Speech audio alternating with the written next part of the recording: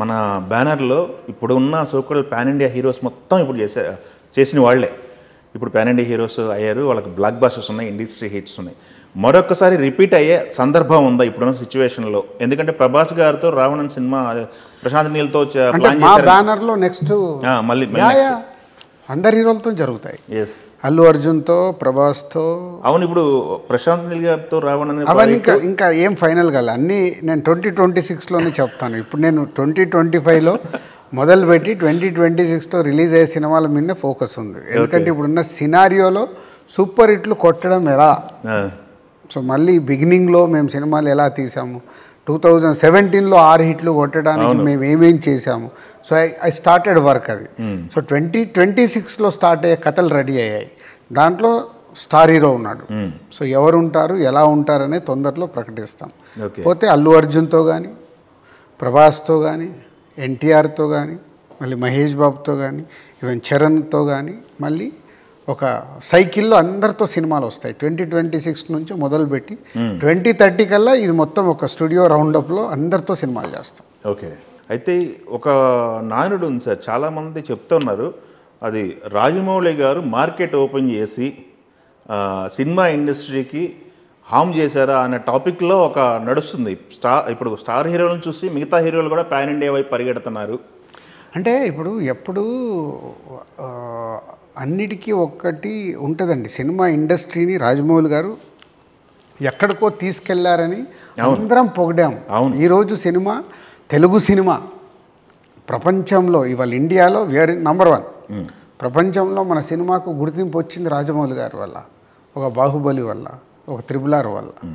So Rajamouli గారి స్టైల్లో ఆయన సినిమాలు చేస్తూ వెళ్తున్నారు. ఆయన ఇంతింతై వటుటింతై లాగా ఎక్కడో స్టూడెంట్ నెంబర్ 1 మొదలుపెట్టి ఇప్పుడు ఈరోజు మహేష్ బాబు గారితో వరల్డ్ ప్లాట్ఫామ్లో సినిమాని ఎలా రిలీజ్ చేయాలని ఆయన వర్క్ చేస్తున్నారు. ఆయన స్కూల్ అది. ఆయన ఇంతింతై వటుటి ఆయన చూసి మిగతా వాళ్ళు వాత పెట్టుకుంటున్నారని అది కాదు. అంటే అది ఎవరిది వాళ్ళకే. ఇప్పుడు హీరోలు ఎదుగుతున్న కొద్దీ, మార్కెట్ పెరుగుతున్న కొద్దీ వాళ్ళు చేస్తున్నారు. పోతే ఇక్కడ ఒకే ఒక తప్పేందంటే హీరోలు వచ్చి నంబర్ ఆఫ్ మూవీస్ చేయాలి. సో ఇయర్లీ ఒక ఫిలిం, ఒకవేళ మీరు పాన్ ఇండియా చేయండి తప్పలేదు, ఇయర్లీ ఒక సినిమా రిలీజ్ అయ్యేలాగా ప్రణాళిక చేసుకోవాలి.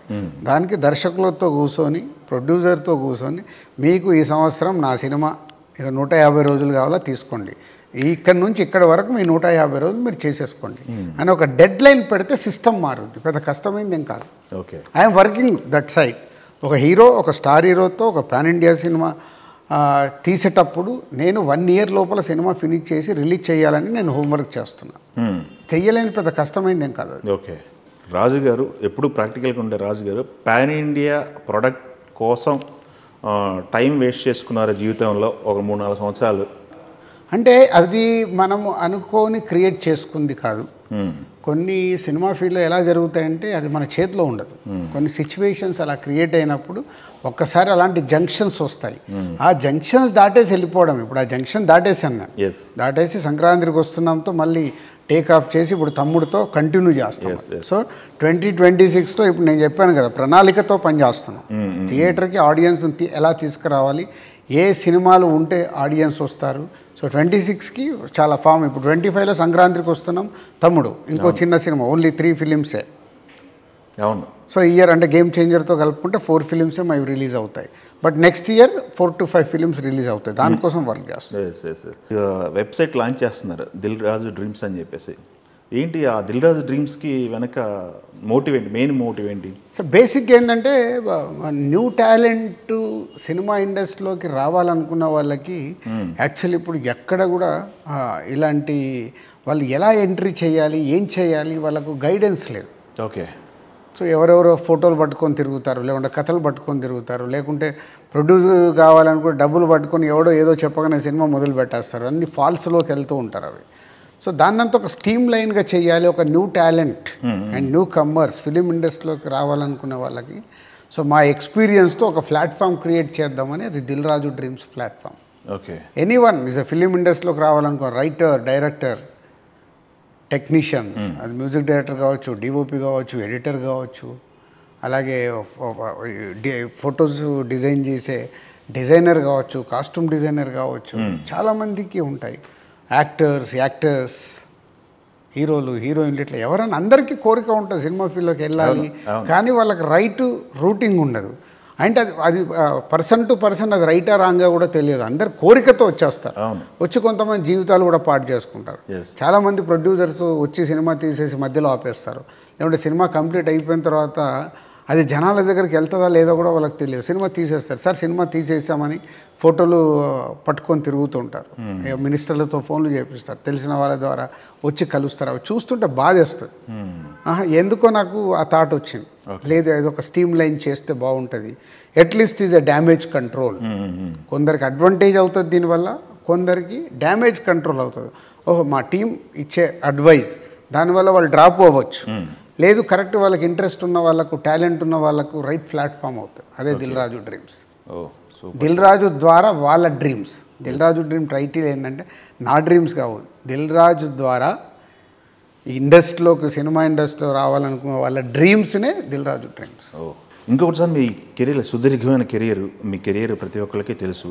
ఈ కెరియర్లో సంక్రాంతికి వస్తున్న సినిమాని డిఫైన్ చేయమంటే మీరు ఏం చేస్తారు సార్? మీకు సంక్రాంతికి వస్తున్న సినిమా మీ జీవితంలో ఎలాంటి ఇంపార్టెన్స్ ఉంది? No doubt it's a miracle film. అంటే సక్సెస్లు ఎన్నో చూసాము. 2017లో ఎవరు క్రియేట్ చేయండి 6 సినిమాలు రిలీజ్ చేస్తే 6 సూపర్ డూపర్ హిట్స్ వచ్చాయి. So it's a memorable year. అలా ఎన్నో బ్లాక్ బస్టర్స్ కొత్తగా వాళ్ళతో.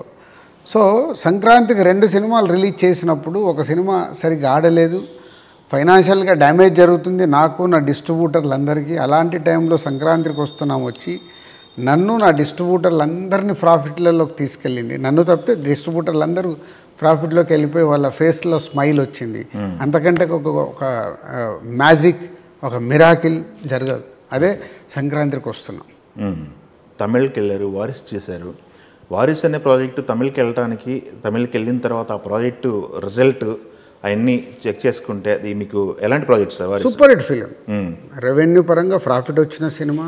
సో తమిళనాడుకి వెళ్ళి మళ్ళీ విజయ్ గారితో మేము సినిమా చేసి ఒక సూపర్ హిట్ కొట్టి ఈరోజు తమిళ ఇండస్ట్రీలో దిల్ రాజు అంటే కూడా is a famous. With Vamshi Paidipally అంటే famous because of Varisu. So దాంతో ఒక ఇమేజ్ వచ్చింది, ఒక మైలేజ్ ఉంది. సో సూపర్ హిట్ ఫిలిం చేసి వచ్చాం. ఓకే.